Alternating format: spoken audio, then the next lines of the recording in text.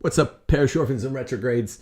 Here on Christmas week, we're only 4 days from Christmas, and let me tell you, the Pope has weighed in and made it official. We already knew he felt this way for all intents and purposes, but the AP has reported that the Vatican says it's okay to do virus vaccines, even those using abortion cell lines. So I'm going to get all the way into Francis on the beer bug cure. He's been itching to make this official. He makes the statement through the Congregation for the Doctrine of the Faith, Cardinal Ladaria.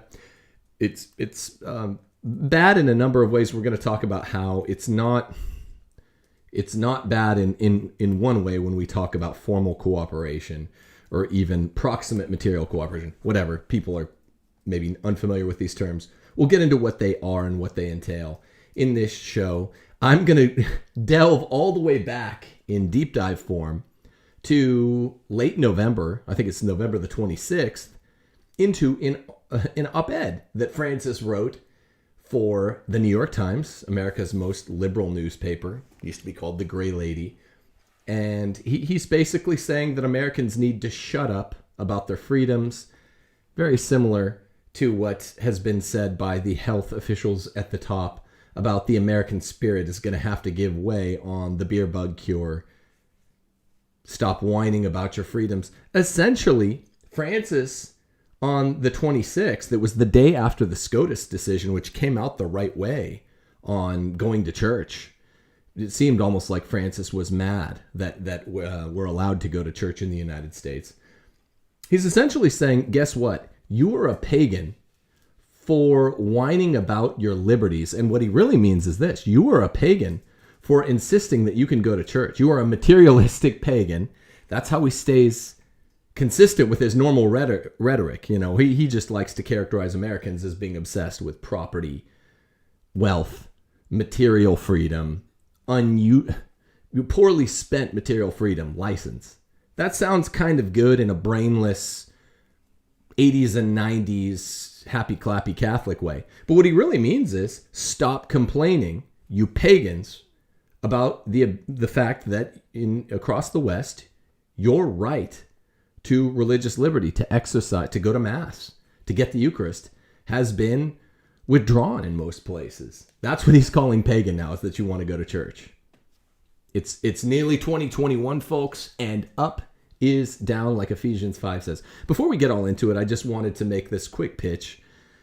It's Christmas week. We're at the end of Advent, and I just want to say thank you to everyone for the whole year. We've done a couple thanks videos to our patrons and our supporters and our prayer team and our publishers, our two publishers between the Gordon family household, Tan Books and Sophia. I just want to say thanks. I want to say that anytime, and I'm going to do it one more time, I mention my Patreon page or timothyjgordon.com, where we have donor box.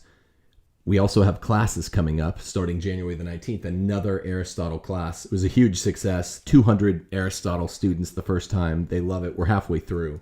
Talk to any of those people. You can click enroll for the new class starting over with book 1 of the Nicomachean Ethics anytime before January the 19th on timothyjgordon.com. Go click enroll. And if you want to help us out, because we're getting some serious interference run, then you can go to timothyjgordon.com or my Patreon page. I really genuinely appreciate it. It's a whole new way of life for me. As you all know, I was a teacher for the last 6 years and a lawyer for a mere 1 year before that. I was a landman during law school before that. I've done a million things. And working for oneself is the best.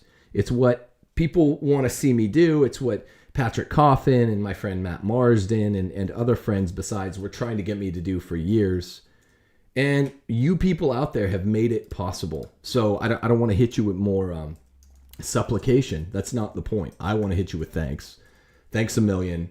The Patreon page and the Timothy J. Gordon donate page and the classes, Aristotle church history classes, make it possible. And it's a really good product. It's a genuinely good product. And guess what? I hate public education. I hate public school education. It's beautiful what the beer bug has done to public school education. People are all pulling their kids out, realizing Zoom is enough for all alternative supplemental education, like what you do if you take my Nicomachean ethics class, which is life-changing. One of the best classes that a lot of these people have ever taken in or out of school. Or you could just homeschool. You don't need the crappy education from the government. So late 2020, and people are getting red-pilled in all sorts of unexpected ways.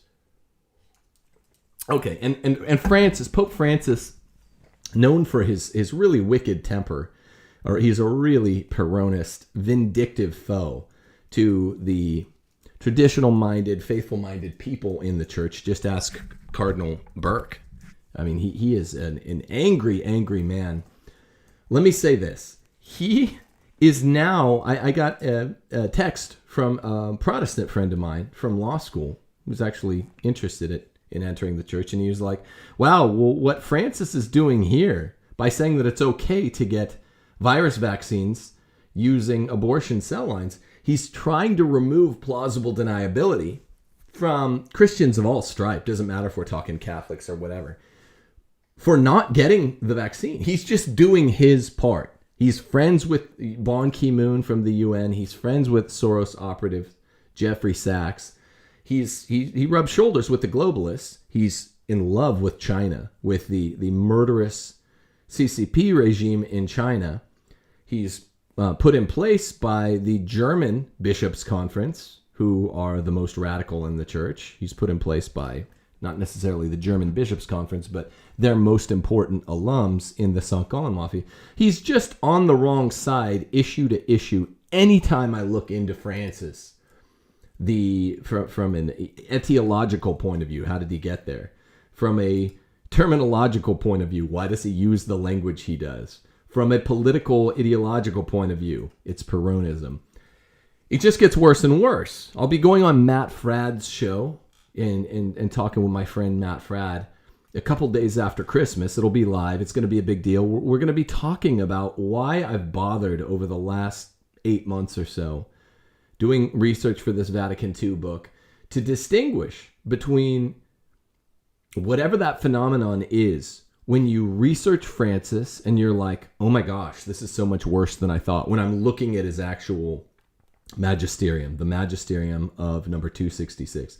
It's the opposite experience that us traditional Catholics have when we actually go and we look into the Vatican II documents, where you're like, oh, this is actually, notwithstanding all my biases there against, this is actually a lot less bad than I thought.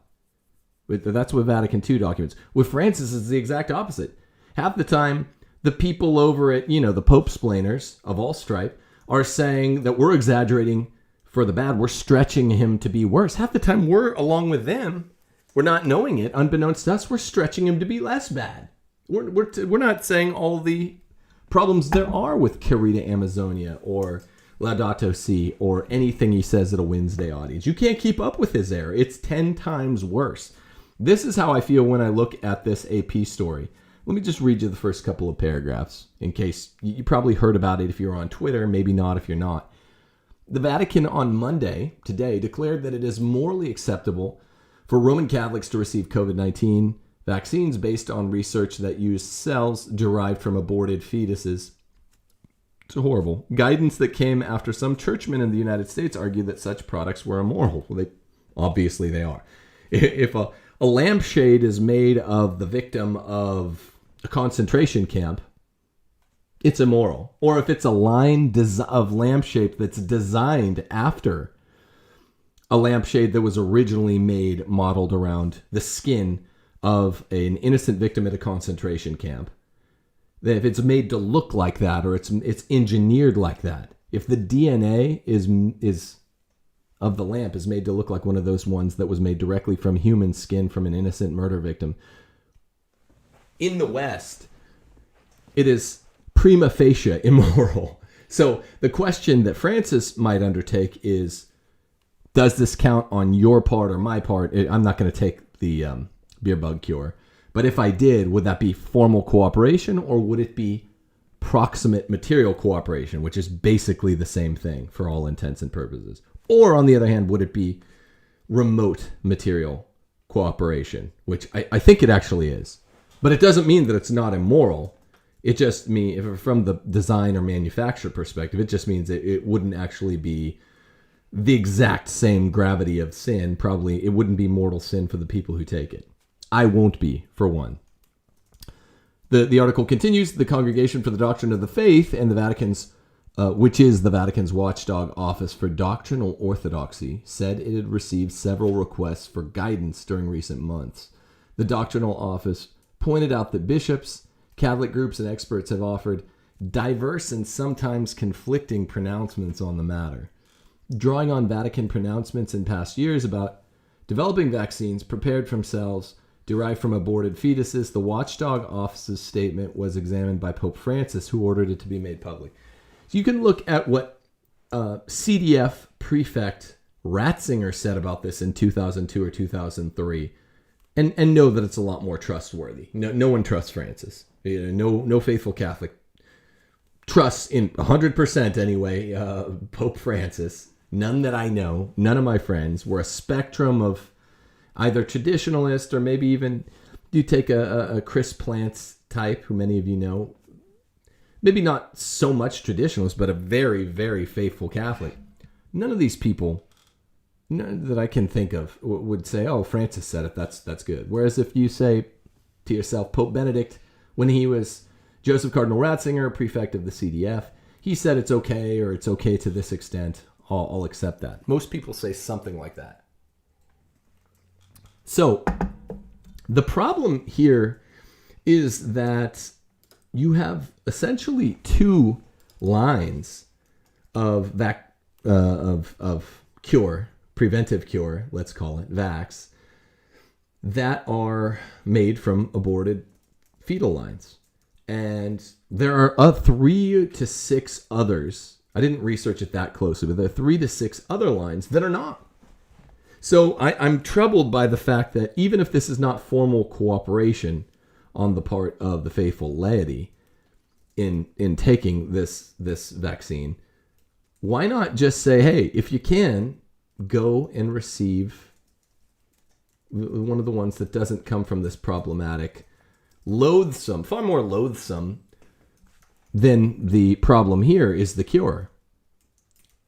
Just go take one of the ones that are not morally odious. So, I guess the AP can bring itself to articulate the Catholic Church's teaching says that abortion is a grave sin. The Vatican concluded that it is morally acceptable to receive COVID-19 vaccines that have used cell lines from aborted fetuses. And the research and production process were ethically irreproachable when vaccines aren't available to the public. But it stressed that the illicit uses of such vaccines does not and should not in any way imply that there's a moral endorsement of the use of cell lines proceeding from aborted fetuses. Now, the Vatican doesn't name any of the COVID-19 vaccines already being given to people in some countries or authorized to be used soon. And it doesn't, as far as I can tell, distinguish between the types that use these lines and don't. It's really odd. But here's what Francis is trying to do. Here's the big game. It's really clear. Break it all down and boil it down to a principle that you can put in your back pocket. He's doing his part. He is doing his part to remove the plausible deniability for a worldwide globalist mandate that every citizen of the world take this thing. And it's really odd. And it is a kind of 1-2 combination punch that Francis throws less than a month, about 3.5 weeks after he had this very telling political op-ed that he drafted and submitted to the New York Times. I think when you analyze today's news on December the 21st with his op-ed from November the 26th, it's a lot more telling. Because Francis likes to say, oh, these Americans, they're obsessed with their liberties. Some, certain kinds of far-right traditionalists say this too. Liberty's bad. It's kind of, the circle goes so far around that these two ostensibly opposite groups start sounding alike. They don't like liberty. But they don't seem to understand, Francis, or these other groups that dislike American liberties. They don't understand that the first and the highest liberty is religious liberty, our ability to get to Mass. So when someone calls you a pagan for wanting to go to Mass, what do you say to them? I mean, it's strange, it's perverse, but this is the real world situation. This is the reality now. Francis is essentially saying that Westerners who complain that they've been unable to receive the sacraments are whiny, materialistic, spoiled babies. That's what he thinks about you. We kind of already knew that's what he thinks about us. He's got this, broadly, ecumenically speaking, South American, more like Venezuelan kind of socialist resentment for North Americanos, even though he's not, he's ethnically Italian. Two Italian parents who raised him in Buenos Aires, where he rose through the ranks of Perón and then through the ranks of the Catholic Church, was expedited through by the St. Gallen Mafia, if you ask me. But he adopted the South American deep resentment for North Americanos. He thinks we're babies. That there's according to thinkers like Henry Sire and other of his biographers who are less flattering than, say, Austin Ivory, he has the typical resentment that you would expect from a kind of South American socialist from North Americans. Anglos in general is how it was put during the 2015 synod, that he just he has the sort of caricaturized point of view which holds anathema people like me, or people like a lot of my audience. And he doesn't like our church either. He thinks that we're in some sort of ecumenism of hatred, to borrow his henchman and Antonio Spadaro's word for right-wing Catholics who get along with certain types of right-wing Protestants, which would include me. I have some very far right-wing Protestant friends of my own. They think it's an ecumenism of hatred. It has nothing to do with ecumenism. It just has to do with the part they would designate hatred, which is our intolerance of idiocy of all sort. Now, so I want to read just some, without any more banter, of what he wrote on November the 26th, 2020, right around Thanksgiving. I was still in election reaction mode. I mean, all of us are to some extent, but I was still just reeling from what had happened the 3rd. I was also gearing up for my doctoral finals, and it was just in a haze for the last 3.5 weeks. So I neglected to comment on this at the time, but it was really a noteworthy thing. And of all of the wacky, stupid quasi-magisterium of Pope Francis, this is the document that is kind of his magnum opus. It's short, on politics. There's more here than you probably think if you didn't read this New York Times op-ed, November 26, 2020. And it's the key, going back 3.5 weeks, to unlocking what he means, insofar as he really seems to call anyone who doesn't want the beer bug cure a whiny, selfish, materialistic, libertinistic baby. In every personal COVID, so to speak, in every stoppage, what is needed is what needs to change. Our lack of internal freedom, he says. The idols we have been serving. I don't know who he's talking about. He definitely doesn't mean we. This is more like the royal we exclude first person singular, I. The ideologies we have tried to live by. The relationships we have neglected. So he's just going after. Think of big bullseye on North Americanos. Whether or not they were conscious of it, their choice testified to a belief that it is better to live a shorter life serving others than a longer one resisting that call. That's why in many countries, people stood at their windows or on their doorsteps to applaud them in gratitude and awe.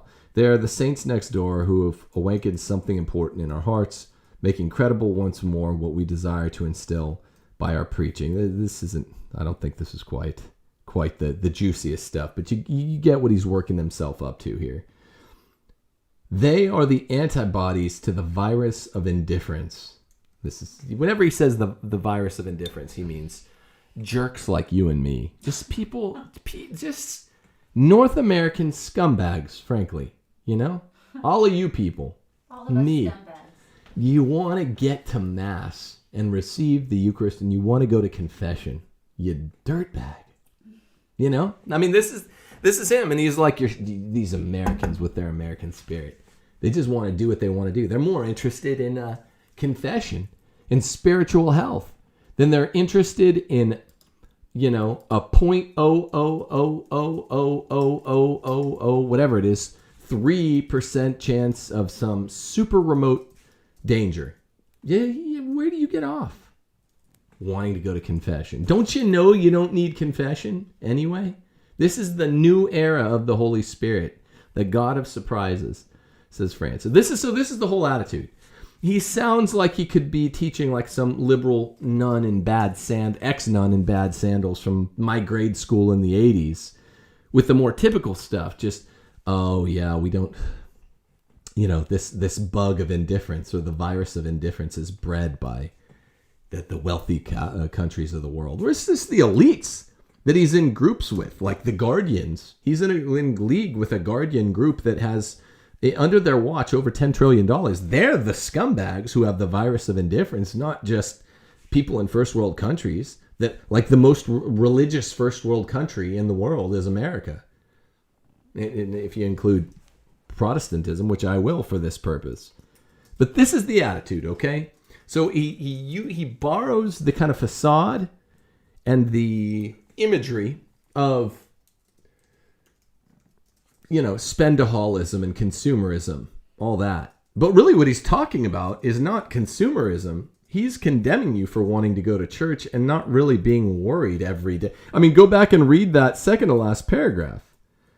A shorter life serving others, more than a longer one resisting that call. You have to have the full context, but that's what we're saying. Okay, if I'm not like risking life and limb going to church and receiving on the mouth, and I went to Latin Mass in New Orleans yesterday.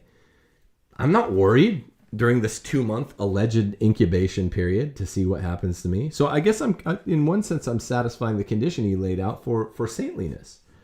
Don't count every hour, you know, don't count the cost. I need the Eucharist. I need confession. I need it from my wife and from my one daughter who's now regularly communicated that way. We needed it, you know. So whatever the cost, come what may.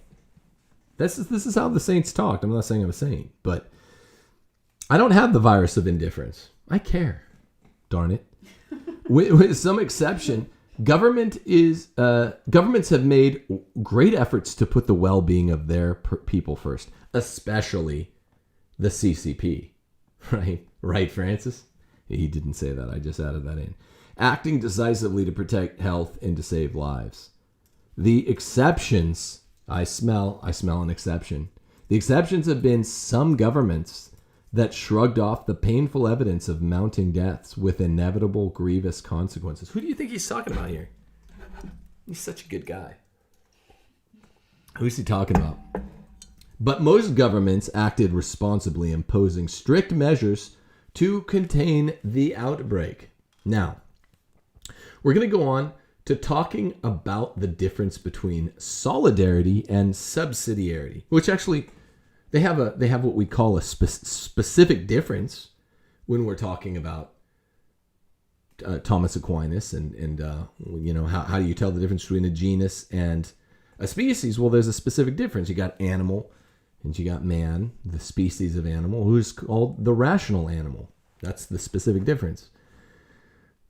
So what are we to do with the fact that Francis really seems to, he wants to borrow that 80s and 90s spirit of Vatican II language to make an even more radical point against religious liberty. Remember, he's writing this particular op-ed the day after Justice Gorsuch penned the right-minded decision on November the 25th, right before Thanksgiving, saying that Americans across the states deserve to be able to go back to the communion. And Gorsuch is not a Catholic. And what he said about the Eucharist is so much more beautiful and so much more Catholic than Francis. When he said, look, In the faith life of a Catholic, it's actually remarkable. You should go read the decision. In the faith life of a Catholic, to not receive the Eucharist, or you think he means confession too, for a period of time can do permanent spiritual harm. Now, he might not understand the intricacies so much because, I think he's a Protestant, but he's saying this is the most essential goods and services that are out there. If we're allowing theaters or certain restaurants, pornography stores as essential businesses to be open, but not Roman Catholic churches or other churches or mosques, synagogues, what are we doing here? And they actually, believe it or not, knock on wood, they found the right way on November the 25th. The very next day, Francis, quick on the quills, hops on his pen and writes this thing out, calling us whiny babies. Some groups, Francis continues, protested, refusing to keep their distance, marching against travel restrictions, as if measures that governments must impose for the good of their people constitute some kind of political assault on autonomy or personal freedom! Exclamation point. He's saying, he's trying to use an ironic exclamation point to insinuate like a guffaw. Can you imagine some people said that the government are trying to impose, onerous impositions, legislative impositions on the basis of a kind of faulty notion of the good for their people? Some kind of assault on autonomy or personal freedom? Well, I don't know, Holy Father, because in my home state, California, which I just left in the dust, they tell you that if you're eating at a restaurant, they'll come over and wipe your mouth for you and ask you to put your mask back on in between bites. That is a grave breach of personal freedom. It's not that it's as important, you see, dear Francis. It's not as important as the right to go receive the Eucharist on the tongue, which a right that can never be removed, not by the likes of you. It can never be removed. I'm not saying that the two are equal. I'm saying that the level of frightening micromanagement and you don't understand this because you've got a pauper's understanding of political science and political government, but you don't understand that when in American federalism things break down so much that it's not the state, but it's the central government that seems to be directing something like little minutia micromanagement rules about eating. Now, this can also come from state governors that in our country can be 1,000 miles away, 1,500 miles away. That's frightening. That's a breakdown of subsidiarity. He's going to go on to talk about solidarity, one of the other 4 Catholic social teachings that's supposed to be in keeping with subsidiarity. Looking to the common good is much more than the sum of what is good for individuals, of course. It means having a regard for all citizens and seeking to respond effectively to the needs of the least fortunate. That's actually not right. That's wrong. So he says here, what is the meaning of the common good? Thomas Aquinas writes beautifully on what the meaning of the common good is. The whole is not just the sum of its parts. It's not just the aggregated quanta of individual goods. That's not what it means. It means that we are taking care of the innocents in our society. And there we're back on individual analysis. So this is why a government can never, ever do something ghastly like subsidize abortion, which all of his friends are for. Francis can't openly say he's for a government subsidy of abortion, but all of his friends, all the liberal Catholic charities, all of his globalist scumbags he hangs out with and has co-authoring the encyclicals there, like Laudato Si, they all like it openly. The common good is breached anytime one individual member of the common good who's completely innocent is harmed.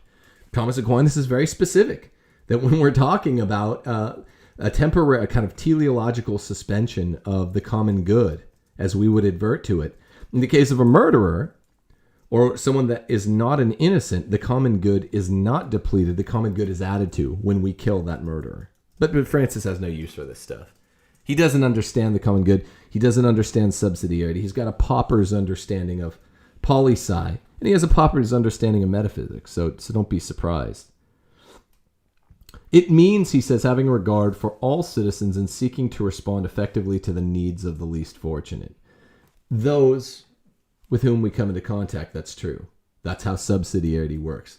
You're not responsible for the person across the globe. You're not only responsible for you and your family and friends, but stranger hospitality, right? Anyone you actually bump into, they're kind of your charge.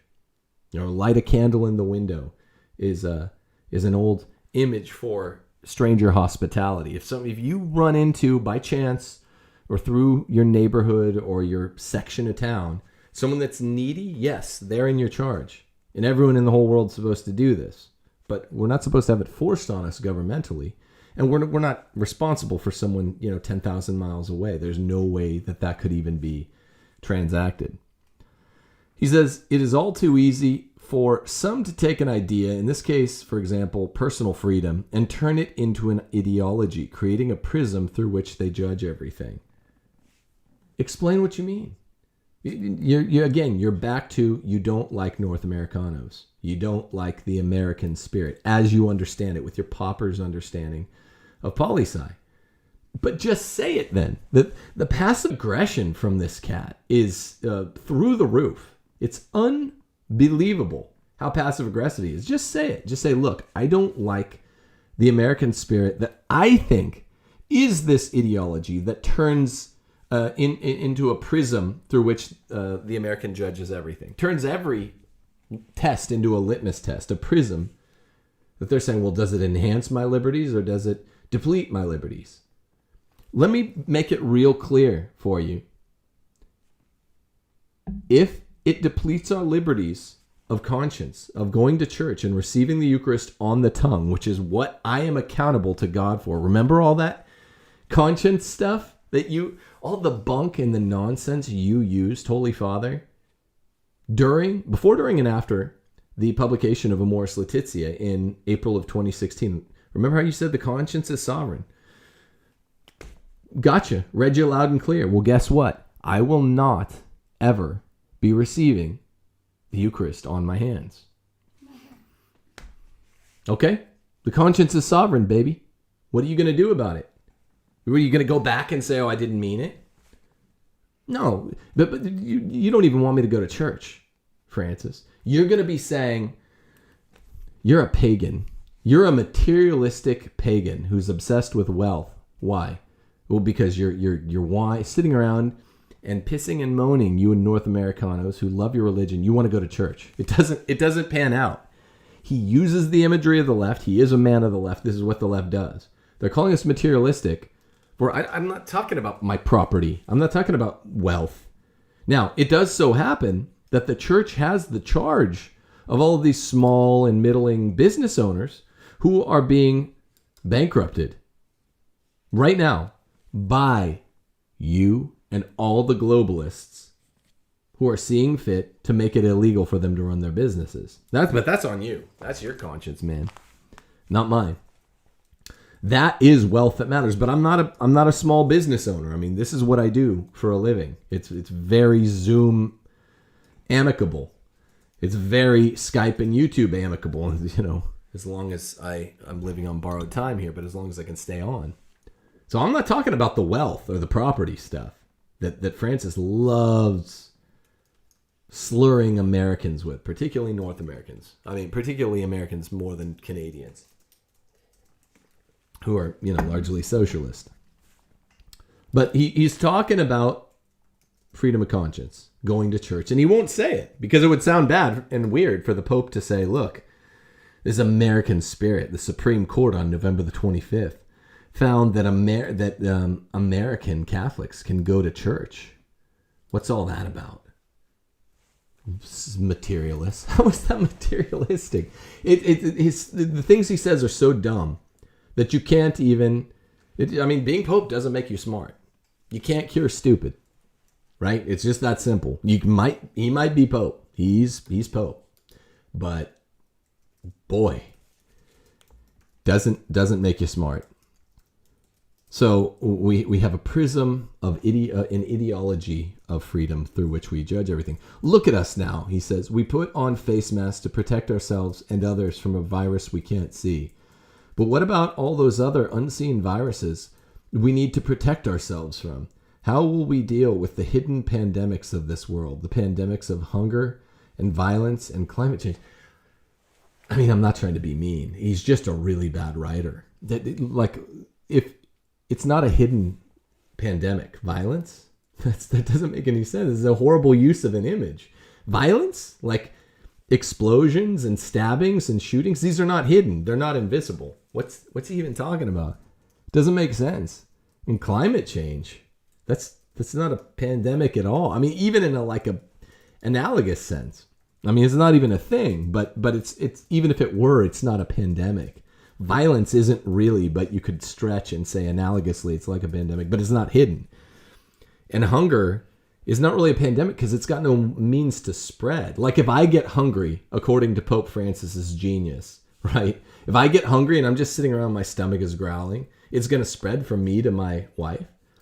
Hunger, the precise problem with it, you princely pontiff, is that it doesn't spread, right?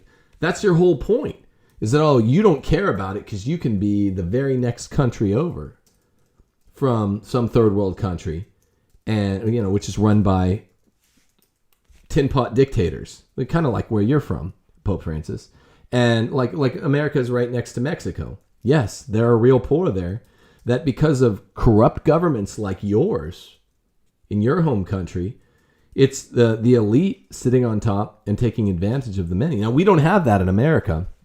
We have people trying to get power that have that ideology. But the precise point with hunger is that it doesn't spread like a pandemic. And that was always your critique in the first place was, well, you don't care about the guy sitting, a quarter of a mile, half a mile over on the wrong side of the tracks. Because their hunger, their discomfort, their unhappiness doesn't spread. So you're just a bad writer on top of everything else. It's just a dumb image. He says, God asks us to dare to create something new. We cannot return to the false securities of the political and economic systems we had before the crisis. Now that's just pure ideology. He's an ideologue. He is an ideologue. What do you mean? The crisis, even if I were to give it full, credulity and say I believe in everything you would allege about this, assuming arguendo, everything you believe about it. It has nothing to do with a dichotomy between conditions ex ante and conditions ex post. In other words, even if you say, look, we have to deal with this crisis because, the poor of the world are suffering more. He always comes back to that. I'm not seeing how really anyone besides small business owners are suffering the most.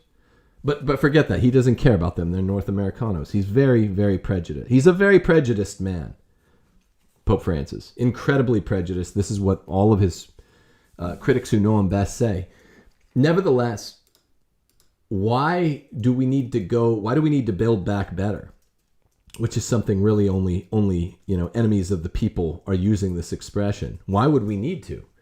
Even if what he was alleging about the virus were true. Do you understand what I'm saying? What's the difference between what necessitates building back better than we were? I thought we just need to take care of people now that the virus is hurting some but not others. It's very strange. We need economies that give to all access to the fruits of creation. This has nothing to do with the virus. No, we don't. To the basic needs of life, no. To land, lodging, and labor, alliteration's fun. We need a politics that can integrate and dialogue with the poor, the excluded, and the vulnerable, and gives people a say in the decisions that affect their lives. This has nothing to do with what you're writing an op-ed about. It's a politician's strategic shift. Now you're talking about just what you probably were nominated by the St. Gallen Mafia to talk about, but this has nothing to do with looking after the most vulnerable to beer bug are really, really, really, really old people, right? Like 80-year-olds and 90-year-olds. This is about them. This is not about the poor even. The poor aren't extra susceptible to it. You know, if they're young, they're not at all. If they're middle-aged, they're not at all. If they're really old, that's it. It's an old-young thing. It's not a poor-rich thing. He's obsessed with this. He's got a one-track mind. So we need a politics that can integrate and dialogue with the poor, the excluded, and the vulnerable, that gives people a say in the decisions that affect their lives. Well, that's the exact opposite of what you're wanting to do. You're complaining. Wait a minute. You're complaining that the American spirit is insisting on giving people a say in the decisions that affect their lives, right? He can't even think. This guy can't think his way out of a wet paper bag. He can't think his way out of a wet paper bag. You just said that you don't like this fusty, individualist kind of North American spirit. You're saying it in between the lines here. Because it so impetuously, according to you, insists on giving people a say in the decisions that affect their lives, which is the Catholic social teaching of subsidiarity. People deserve to rule themselves, even if that means that they're going to fall into vice. That's the way of it. That's the Catholic social teaching. Give them freedom. Let them see what they do with it. Right? But now he's saying that we need to do that. We need to give people a say in the decisions that affect their lives. What?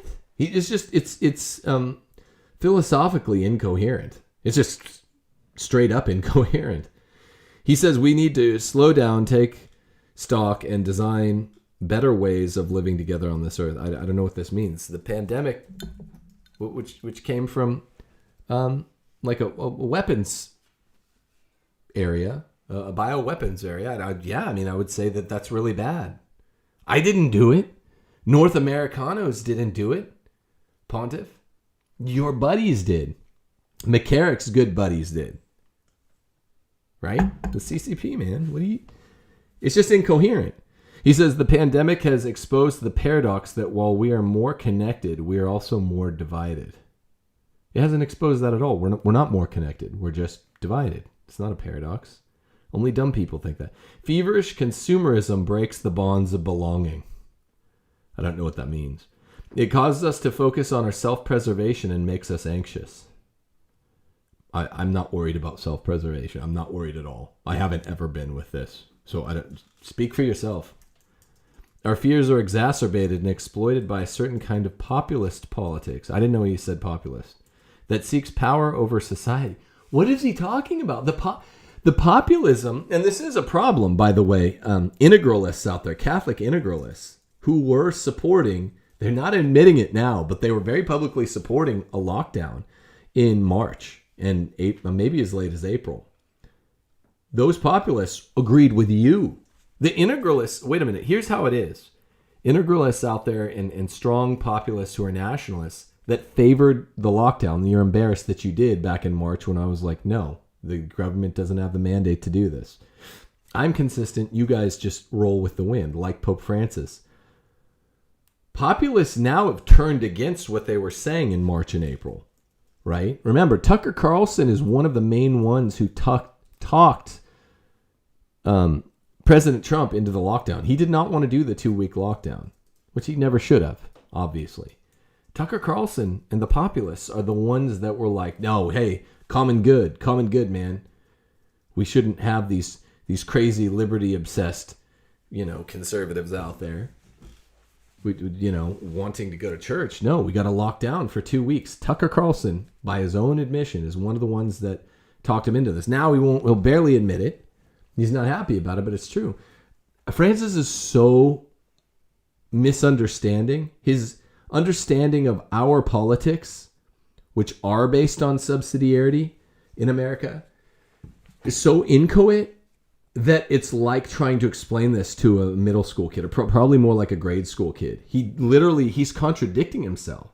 Populism now has returned to the position of, hey, we're going back to work.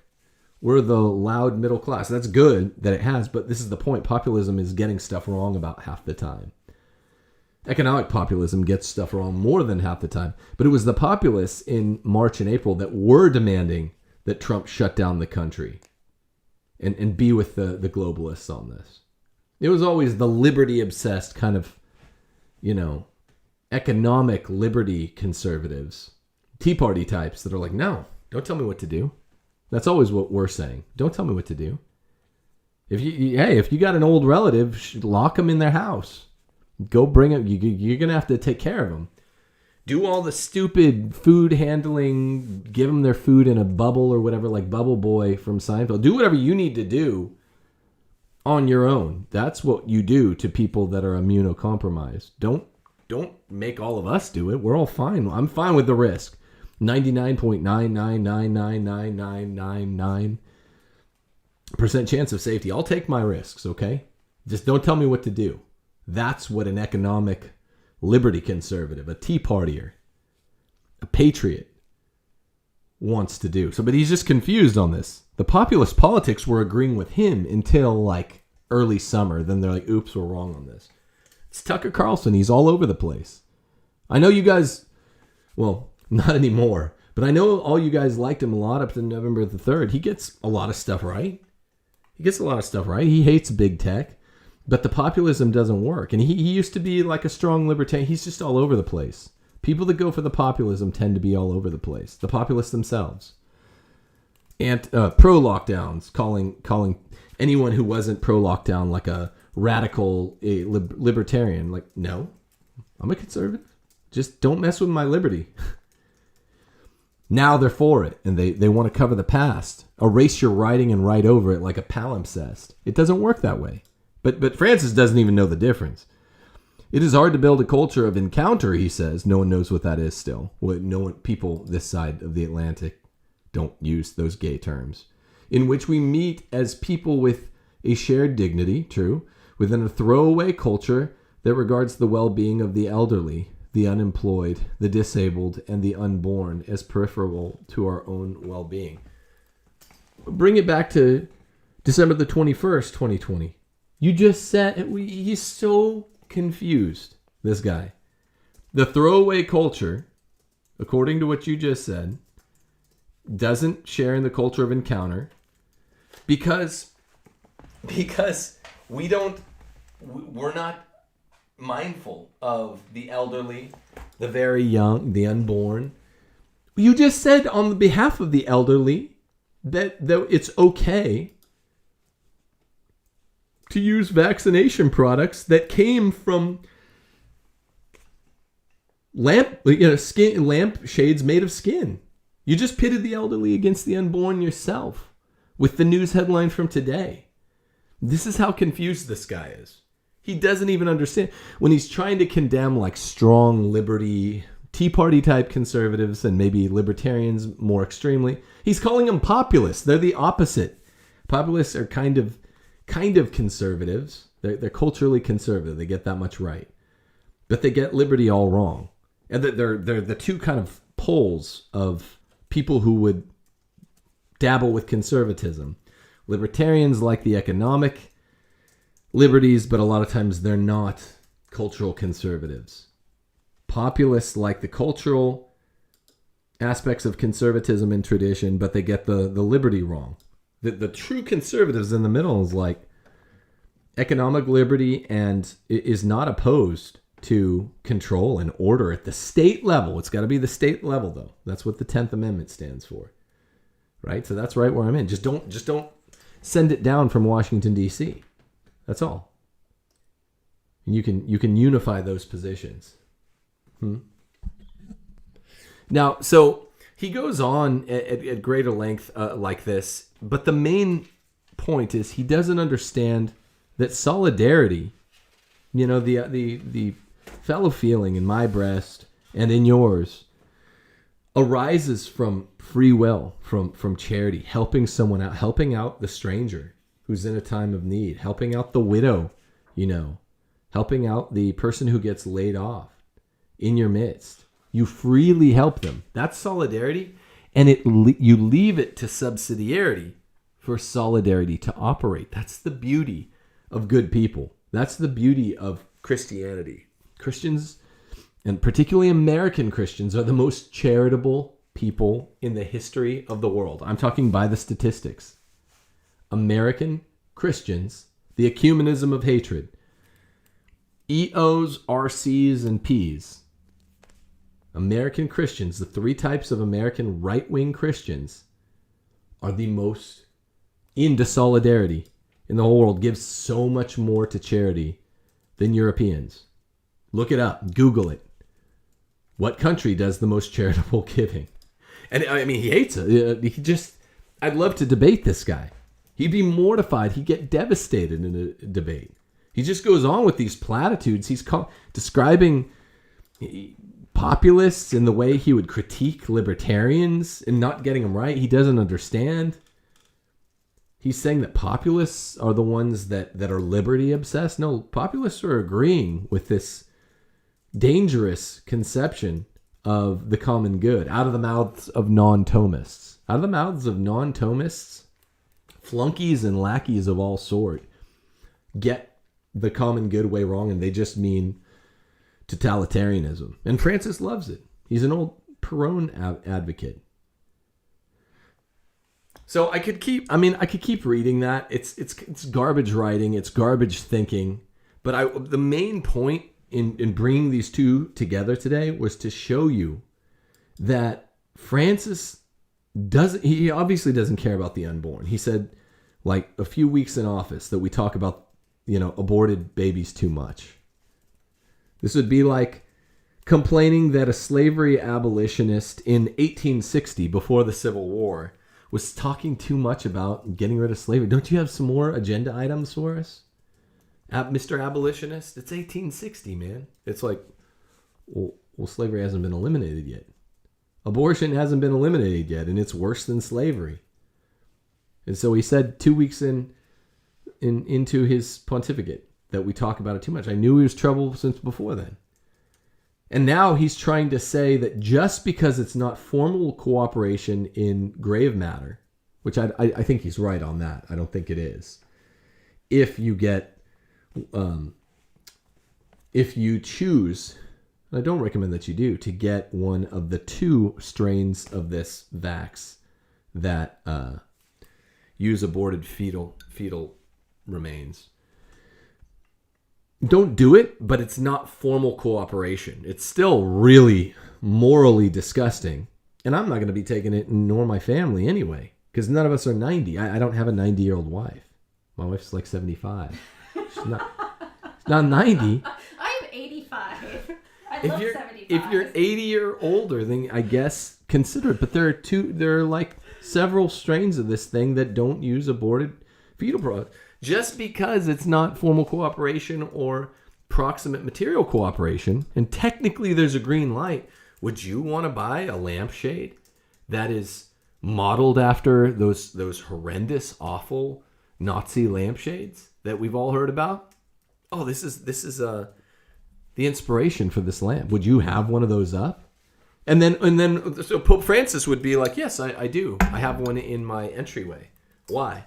Because it's not actually formal cooperation in concentration camp Nazism. Oh, so you're gonna don this in your foyer or whatever? Yes. I mean, listen to this guy. He can't reason. It's just the darkness of illogic and the darkness of whatever other causes have impelled this guy to embrace globalism and anti-Catholicism. It's frightening stuff. But now, just remember, you can go read the whole piece from November the 26th. He wrote an op-ed in his The Gray Lady, considered for a long time the best paper in hated North America. Right? It's funny. It's funny he did that.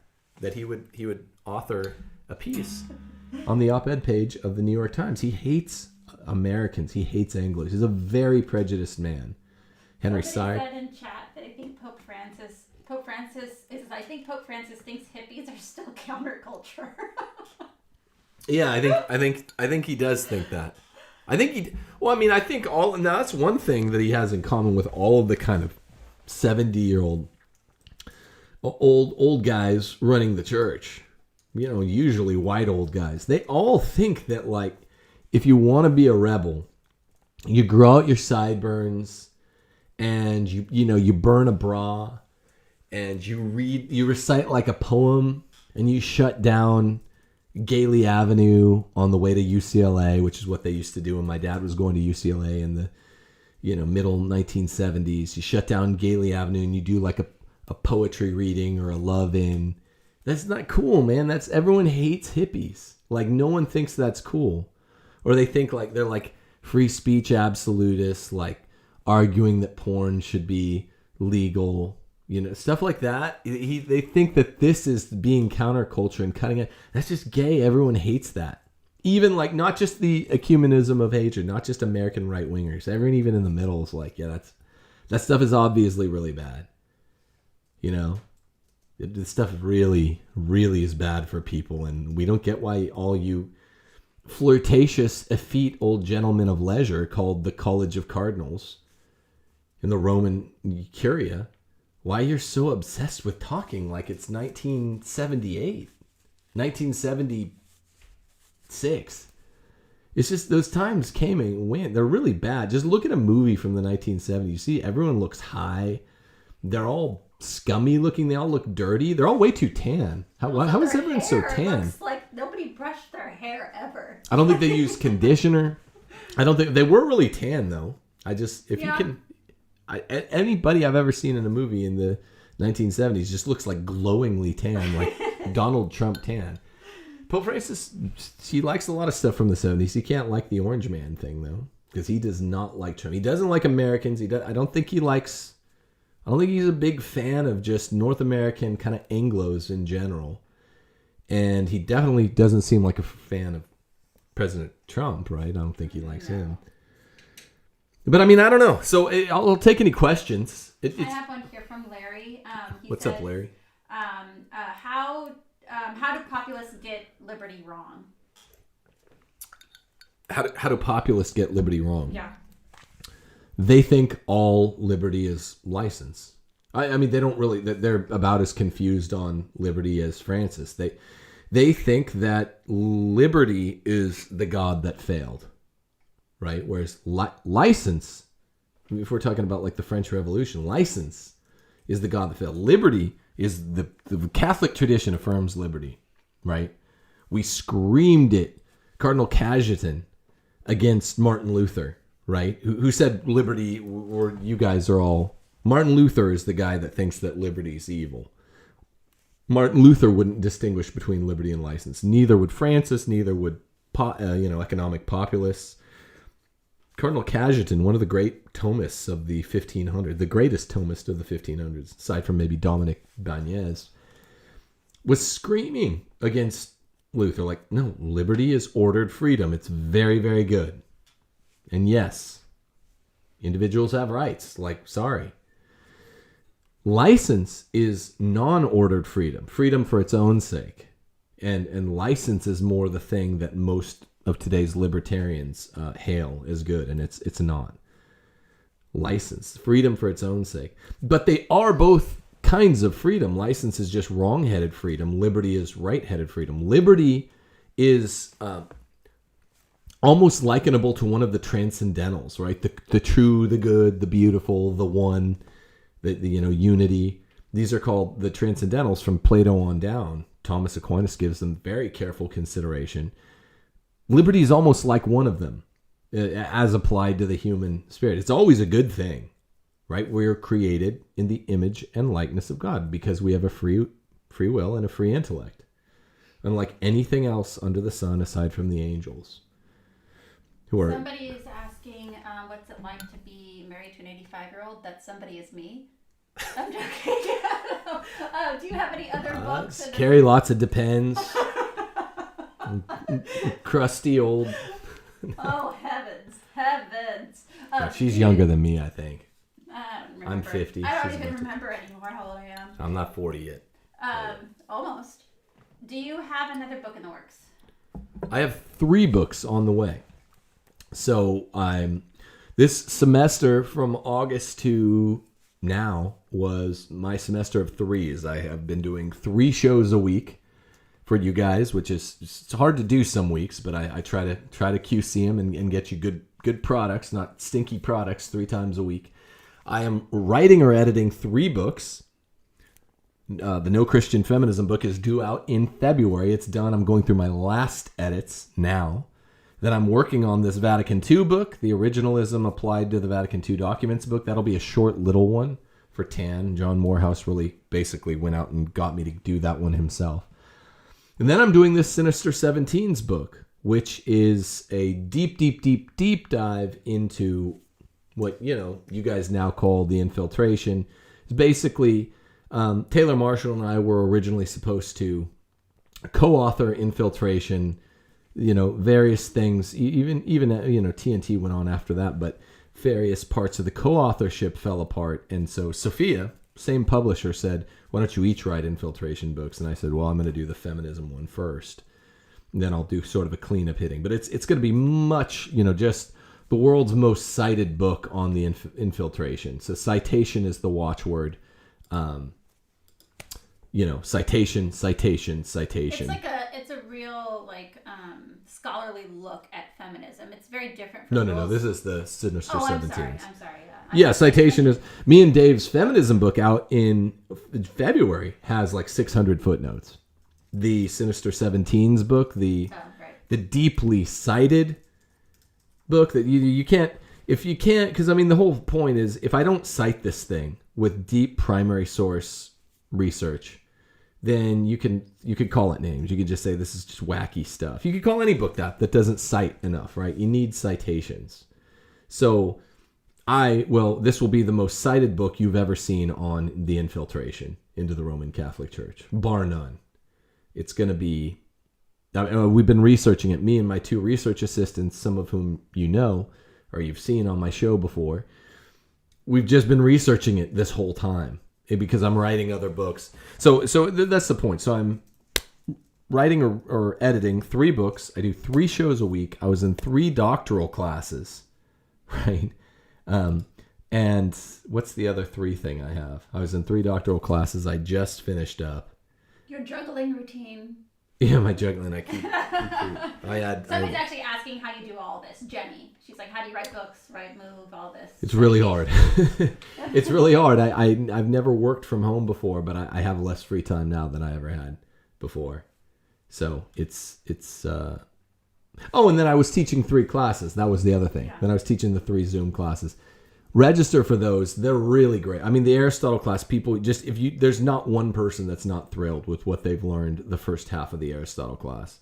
So I was like, well, my Catholic Republic class finished up. It was only 1 semester. So I'll keep the 3 classes going by starting up a second Aristotle January the 19th. Go to timothyjgordon.com and check that out. See my Patreon page. Go to Timothy Gordon. I love you guys' support. It's a little scary doing this because I've never worked from home before, but I love it.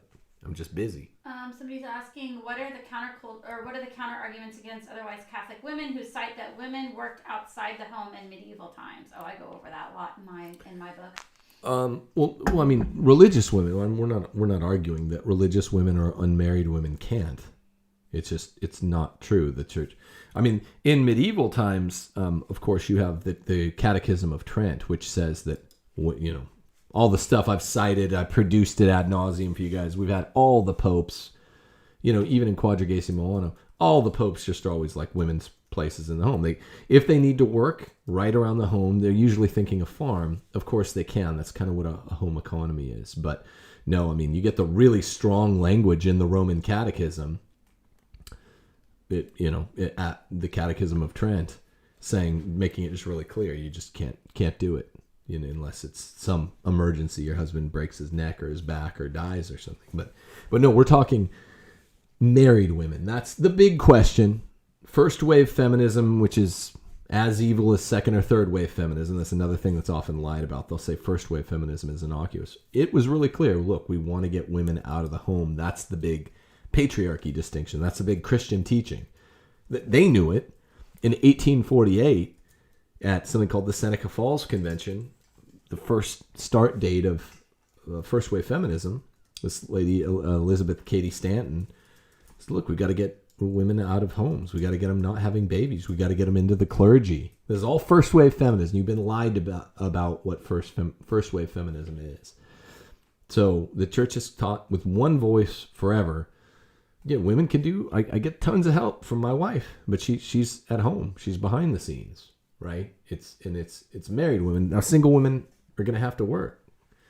Somebody's asking, how does your wife religious like women having you at home all the time? I guess you can answer that. I love it. We always wanted you to be at home all the time. Our kids get like actually insulted. Like when you do anything for yourself. I just wrote that in chat. Like they need your constant attention when they're doing anything. It's really the best. You just better time. I mean, we get along really well. Yeah, you great. and I. So I've always wanted this. We always do everything together anyway. Like anytime Tim has like a talk or like he goes up to speak at Church Militant, like I'm always there, even if people aren't necessarily seeing me out there. Like if Tim's like appearing somewhere, I'm like 10 feet away or whatever. Yeah, we're like the Pences.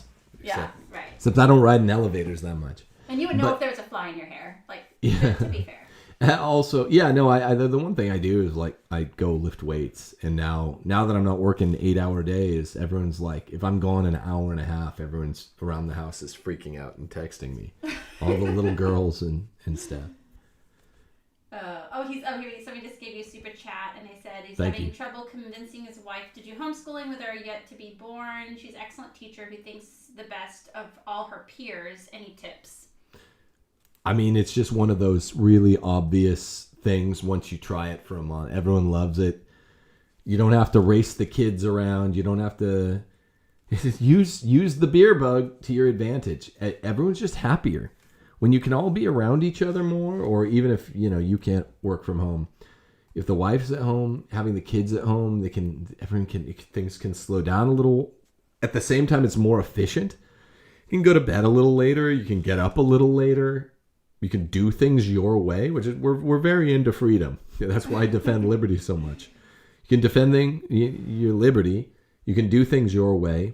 You can give them better education than they get at Catholic schools, and you can teach them you could focus on what you think they need to be focused on, even if your wife isn't a teacher by training. Steph wasn't. I'm not. No. We both teach the kids now, and that's the other thing. I help the kids in their education now. We started diagramming sentences a little earlier than I did in Catholic school. It's just, there's literally no reason not to do it. It's the best thing. The catechism talks about, okay, your education of your children is your duty. You can technically deputize Catholic schools to do it, but the Catholic schools are 98% really crappy. It's super crappy education. It's basically Common Core education for 98% of the schools. And also, in my opinion, I've taught for 10 years. 11 years of college and Roman Catholic high school, 11th and 12th graders.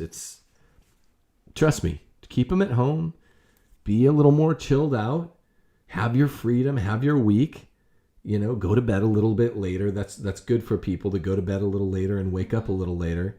Start your day, get your kids, you do kind of have to put them in different corners of the room. With our twins, I have to take one twin in the other room and teach. For the real teach-intensive portion, I'll take one twin out. The twins just go nuts if they're together. But it just works better, and everyone's happy, and you're ready to go, I don't know, get lunch or get a bite to eat or just go for a drive after you finish around lunchtime. It just doesn't take that long. It takes 2 or 3 hours a day. You don't need 8 hours a day. That's too much time away from mommies and daddies, especially mommies, for the kids. There's just too much separation. That's what all this waspy stuff is. Kids need their parents. I mean, teenagers start wanting to go away, but I remember crying when I went to kindergarten, even for just 4 hours at a time. You're 5. You're still like a baby. It's too much. You need to be around your mom, and preferably your mom and your dad. 2 questions. Thoughts on charter or military schools, and somebody else asking what your take is on NFP. Military schools are good. I mean, NFP is just... It's a garbage bag term. If you look, I mean, NFP is just something that kind of became like a way of talking about something that is just a moral teaching of the church. Marital relations between man and woman have to be, marital has to be the font of unitive font and the procreative font. All right? And I'll let you use your imagination. If you do that, and then you pass Thomas's test. So all this stuff, calling it NFP and all that, I'm just not into all the new words, right? It's just, if it's marital, so make sure you're not sleeping with your secretary, for starters. Make sure that is your wife. What?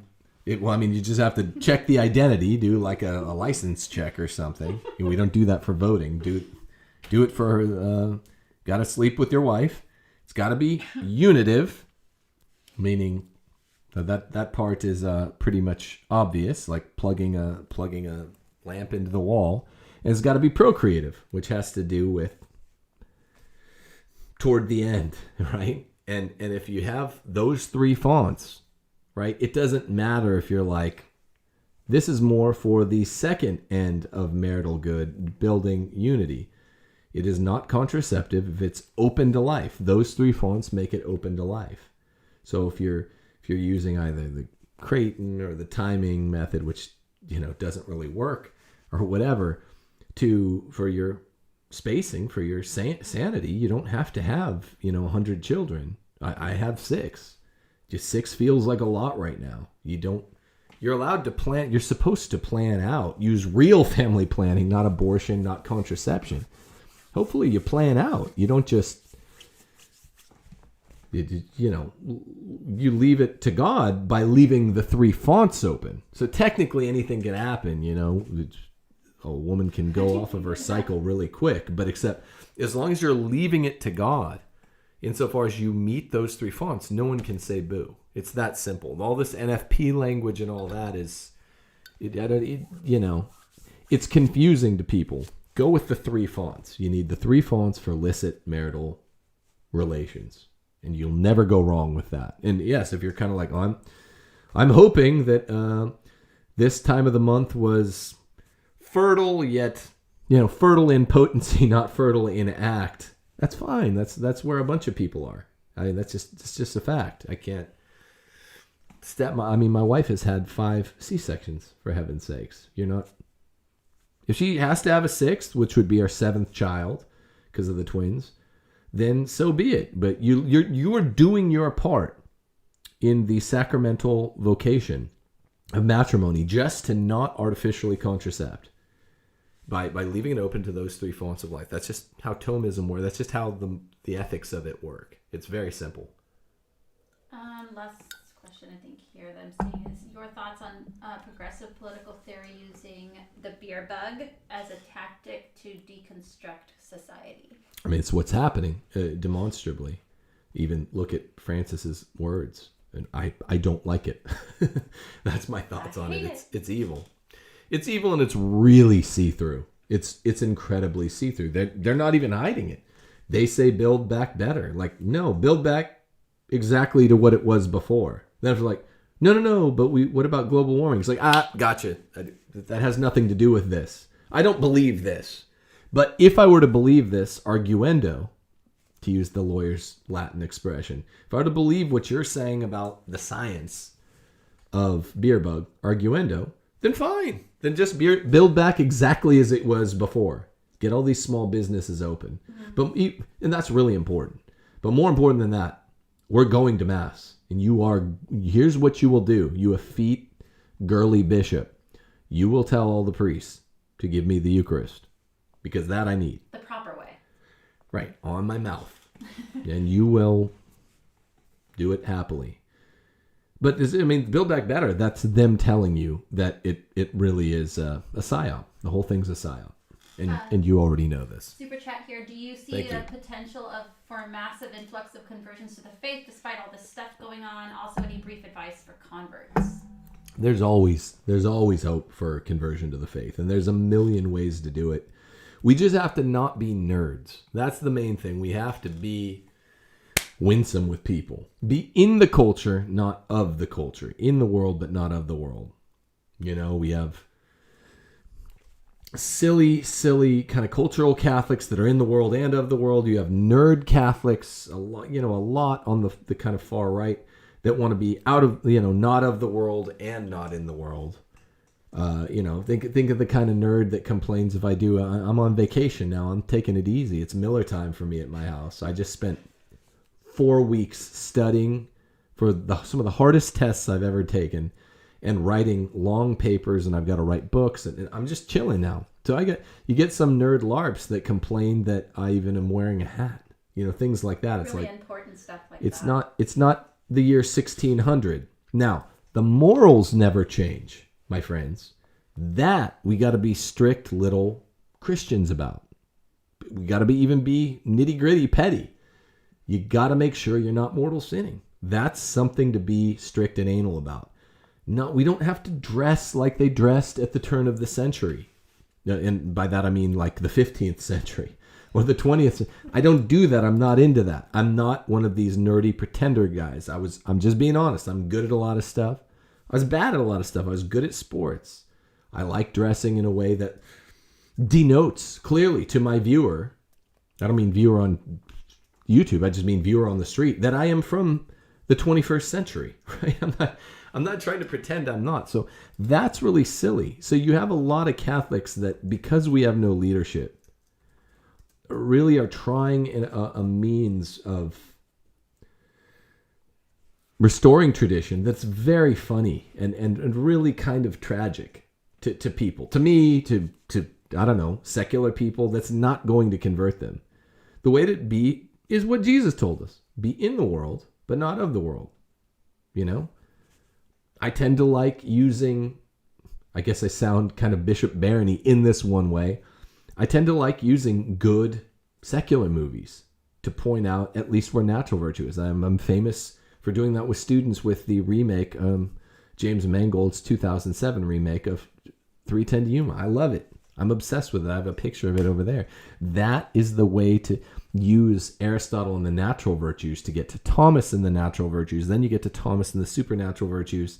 Show them a little chant when they know I'm not a LARP. I like secular rock and roll music. I'm a big fan of it. But I also love chant. And then I show my students and they don't think I'm a nerd.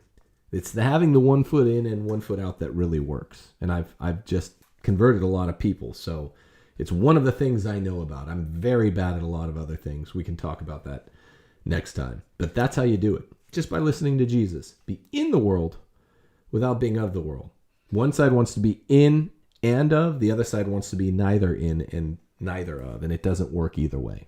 It only works one way. We have another super chat from Alan, and he said, any more Trent Horn debates coming up? I was interacting with Trent on Twitter today about today's news and the Pope on the beer bug cure. We weren't disagreeing super sharply. He's always going to be in the corner of. I don't think Trent Pope splains. I think he's honest there. I don't think everyone at Catholic Answers is being their most honest, but I think Trent is, and so we kind of know where we disagree. But he was right when he's the one that was pointing out this was not, you do not fall into formal cooperation. I said, no, you're right. But look at my interaction with him on Twitter. I like his book on socialism very much. I like him a lot. I'd be interested in debating him on anything because I know that even though our last one was heated, we've gotten to know each other a lot better since then. And I know it would be enjoyable for us and for other people. There's stuff we disagree about. There's a lot we agree about. And I'll always defend his good name and his honesty. He's also a smart cat that is just worth listening to in a lot of ways. If we did debate him, you'd see me being really friendly, but you'd see me coming at him on the Pope. That's what we could probably debate that we haven't already debated. Feminism, death penalty, which is a Francis issue. Then Pope Francis, well, we probably agree on most everything else. People are wondering if your eye's okay. My what? Eye. Why? Oh, I'm doing that? Oh, yeah, I do that when I'm thinking, but also, I mean, you can't see my room here. Here's the room over here. So it's a very bright light, and after I'm looking at it for an hour, I kind of start my eyes get tired, I start hiding one at a time from the light, and I use the shadow of the camera. But I mean, until you've done like a live stream, or you're waking up like I used to on TNT with Taylor Marshall, you wake up at 5 something in the morning and do a show, and it's a much more comfortable time for him. He was 2 hours later. And then people are like looking at the fine detail, and then I had to work an 8-hour day after I did that. It's like, you don't know what it's like to be scrutinized. Like, I ain't complaining. I'll take it. I can take the slings and arrows, but sometimes you just want to close an eye, brother. Or 2 eyes. Yeah, maybe I want to take a little nap on you. For several hours. You've flown before. Sometimes you like to shut your eyes for 10 or 15. Father Mark is in the chat. Hi, Father Mark. Mark Goring? Yep. Hi, Father Mark. That's Yeah. funny. I haven't interacted with you, Father Mark, so much, and I was just thinking about you a couple days ago, and just wondering how you're doing. But yeah, so I'll be going on Matt Fradd on December the 29th, and we'll be talking about my book upcoming on Vatican II.